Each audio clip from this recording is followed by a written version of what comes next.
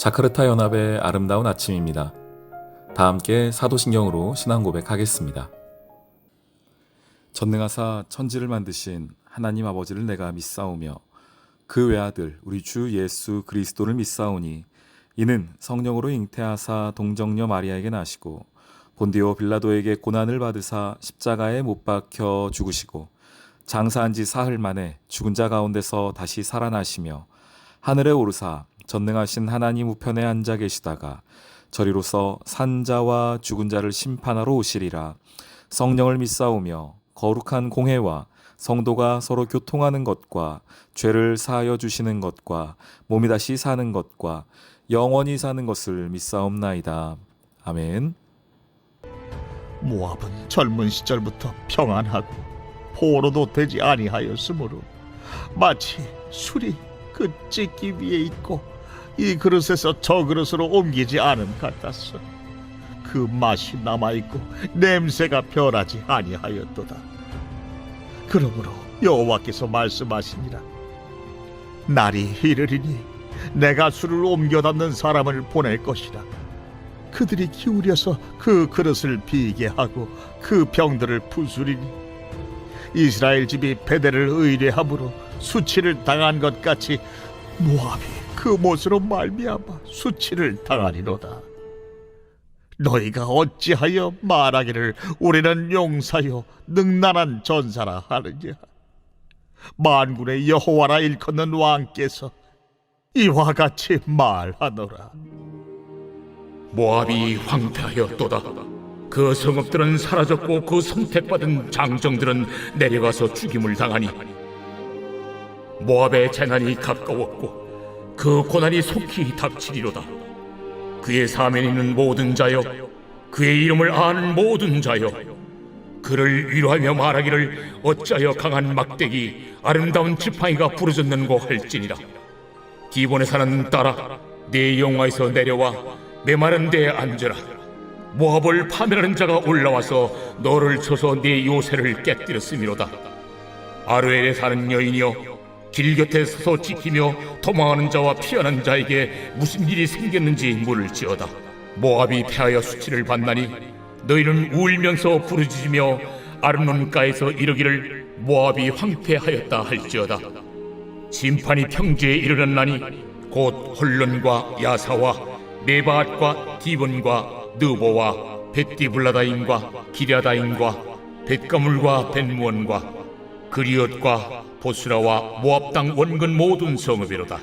모압의 뿔이 잘렸고 그 팔이 부러졌도다. 여호와의 말씀이니라. 샬롬. 자카르타 연합의 아름다운 아침입니다. 오늘은 예레미야 48장 11절로 25절까지의 말씀을 함께 보았습니다. 오늘은 모압에 대한 하나님의 마음, 또 그들이 왜 황폐해졌는가, 왜 어려움을 당하는가에 대한 이야기들이 나옵니다. 일단 결론적으로 25절이 그 결론인데요. 모압의 뿔이 잘렸고 그 팔이 부러졌도다. 여호와의 말씀이니라. 모압의 이 뿔과 팔이라는 것은 모압 나라를 뜻하기도 하고 모압이 섬기던 우상을 뜻하기도 합니다. 그러니까 그들의 우상이 거꾸로졌다. 그리고 모압 나라가 힘들게 되었다, 황폐하게 되었다라는 의미로 25절을 하고 있는데요.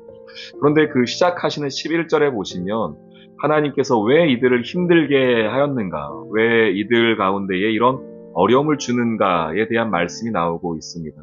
그리고 저는 이 말씀을 보면서 이 모압의 자리에 저 자신, 또 우리 사랑하는 성도님들이 들어가서 한번 생각을 해보아도 참 좋겠다라는 말씀이라 오늘 이 말씀을 함께 좀 나누길 원합니다. 11절 말씀인데요. 같이 한번 보겠습니다. 모압은 젊은 시절부터 평안하고 포로도 되지 아니하였으므로. 정말 그렇거든요. 모압 같은 경우는 우리 이스라엘의 우리 동쪽, 요단 동쪽에 있지 않습니까? 모압, 암몬 이 나라들이 이 동쪽에 자리 잡고 있죠. 물론 이들이 어려움을 당하기도 하지만 중간중간 힘든 일을 겪기도 하지만 실제적으로 누군가로부터 아주 강력한 어떤 침략을 받아서 포로가 되거나 이스라엘처럼요. 그렇게 되진 않았습니다. 왜냐? 실은 그 전에 이미 다 섞여 버렸기 때문에, 동화되었기 때문에 굳이 포로로 데려갈 일도 없긴 했습니다. 그러나 그런 어떤 이미 혼합 정책 이런 것들로 말미암아 나라는 나름 평안함을 겪었습니다. 그래서 주님 말씀하신 게 이거예요. 젊은 시절부터 평안하였다. 포로가 되지 아니하였다는 겁니다. 이것이 그 모압이 걸어왔던 길입니다. 그래서 자기들 모압 스스로는 이런 평안함 또한 이렇게 포로도 되지 않는 이것이 참 좋다라고 느꼈을 겁니다. 그런데 하나님께서 말씀하시는 건 이거예요. 그런 평안함과 포로가 되지 않았던 그런 평안한 상태가 오히려 스스로를 부패시켰다는 겁니다. 마치 술이 그 찢기 위에 있고 이 그릇에서 저 그릇으로 옮기지 않은 같아서 그 맛이 남아있고 냄새가 변하지 아니하였도다. 칭찬같이 보이지만 이것은 칭찬이 아니라 잘 숙성되어야 하고 또한 그 나라 가운데 하나님이 주시는 뜻과 계획들이 있는데 그것을 잘 온전히 실현해내지 못하였다. 무엇 때문에? 그들이 누리고 있다고 생각했던 그 평안함 때문에 오히려 그 평안함이 하나님의 뜻을 막았다. 오히려 하나님께서 그들을 향한 계획을 그들이 깨닫지 못했다는 겁니다. 우리가 얼마나 좋아하는 겁니까? 평안한 것, 포로도 되지 않는 것, 이런 것들은 우리가 참 바라는 겁니다. 아마 이스라엘 백성들은 이걸 바랬을 겁니다. 평안함, 포로가 되지 않고 그 땅에 살아가는 것, 이런 것들을 바랬을 텐데 오히려 하나님의 관점은 조금 다르죠. 오히려 그 포로가 되지 않았던 것이, 평안했던 것이 이들이 앞으로 당하게 될 어려움의 이유라는 겁니다. 그래서 하나님이 이들을 섞어버리신다는 거예요. 환난을 통하여서, 심판을 통하여서. 여러분들 뭐 잘 아시겠지만 우리 파도가 치지 않습니까? 바닷가에서 파도가 칠 때에 그 파도가 주는 그 바닷물 속에 살고 있는 생물들에게 주는 매우 중요한 효과 중에 하나는 산소를 다시 그들에게 공급하는 일입니다. 그러니까 큰 파도가 오면 올수록 그리고 그 안에서 파도가 크게 쳐가지고 이 안에 소용돌이가 많이 치면 칠수록 저 물 가까운 데에 우리 표면 가까운 데에 있는 생물들뿐 아니라 저 심해 깊은 곳에 있는 우리 생물들에게까지 이 큰 파도가 치면 칠수록 그 안에 산소가 공급이 되어진다고 말합니다. 오히려 우리는 알고 있습니다. 잔잔한 강이, 흐르지 않는 강이 썩는다는 것을 알고 있습니다. 여러분 삶에 우리는 평안함을 하나님께 요청합니다. 하나님, 잔잔하길 원합니다. 제 삶에 아무런 일도 일어나지 않는 것이 좋겠습니다. 이렇게 생각하는데 하나님께서 이런 마음이실지 몰라요. 평안한 것, 그것만 좋은 건 아니다. 내 평안함으로 말미암아 내 안에 하나님의 뜻과 계획을 발견하지 못하여서 스스로 부패할 수 있다는 겁니다. 우리 찬송가 373장 고요한 바다로라는 찬양이 있는데요. 그 2절 가사가 이렇습니다. 큰 물결 일어나 나 쉬지 못하나. 성도의 삶에 큰 물결이 일어나요. 그래서 쉬지 못합니다. 그렇지만 이 풍랑으로 인하여 더 빨리 갑니다. 아시죠? 이 풍랑 때문에 내 삶에 그 어려운 풍랑, 그래서 내가 그 풍랑 때문에 쉬지 못해요. 어렵습니다. 그런데 오히려 그 풍랑 때문에 주님을 찾게 되고 주님을 만나게 된다는 겁니다. 오늘 모압은 젊은 시절부터 평안했습니다. 포로가 되지도 않았습니다. 그러나 오히려 그것이 하나님을 찾는 것을 방해한 것을 보게 됩니다. 여러분 삶에 평안함이 없고요. 내 삶에 어려움만 가득하다 생각된다면 그 풍랑 인하여 하나님을 더 깊이 만나고 하나님을 더 빨리 만나는 은혜가 있기를 소망합니다. 그것이 하나님의 은혜임을 깨닫는 여러분 되기를 소망합니다. 물론 힘들고 어려운 순간이지만 하나님께서 분명히 그 일을 통하여 여러분에게 주시는 메시지가 있을 것입니다. 젊은 시절부터 평안한 것 부러워하지 마십시오. 젊은 시절부터 포로가 되지 않는 것 부러워하지 마십시오. 오히려 하나님께서 징계하시기도 하시고 내 삶에 어려움과 풍랑을 주시는 것이 하나님의 은혜임을 깨닫는 우리 사랑하는 성도님들의 오늘 하루 되시기를 주님의 이름으로 축원합니다. 아멘. 오늘의 기도. 하나님, 오늘 모압의 모습을 보면서 아무런 어려움이 없는 평안한 인생이 하나님의 축복이 아님을 깨닫습니다. 삶에 일어나는 파도와 고난을 통하여 주님을 더 알아가길 소망합니다. 거친 파도 속에서 하나님을 만나고 경험하는 은혜를 더하여 주세요. 예수님의 이름으로 기도합니다. 아멘.